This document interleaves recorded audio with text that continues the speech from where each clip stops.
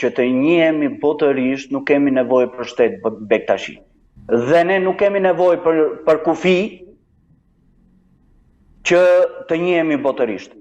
Për sa i përket se si ndihem unë si besimtar Bektashi, normalisht nuk është se ndihem mirë, sepse Bektashin që nga fillimi kanë luftuar për ndërtimin e shtetit shqiptar dhe jo për ndërtimin e një shteti Bektashi.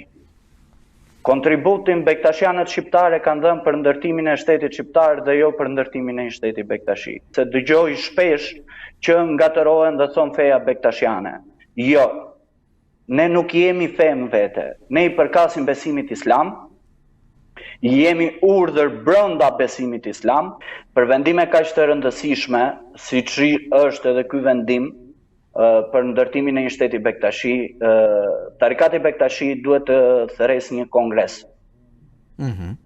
Që deri tani në dijenin tuaj e ka thirrur? Jo, në dijenin time nuk ka thirrje kongresi. Që të merren vendime të kësaj natyre, duhet të mblidhet kongresi klerikal, ku bëjmë pjesë klerikët Bektashi, baballarët Bektashi.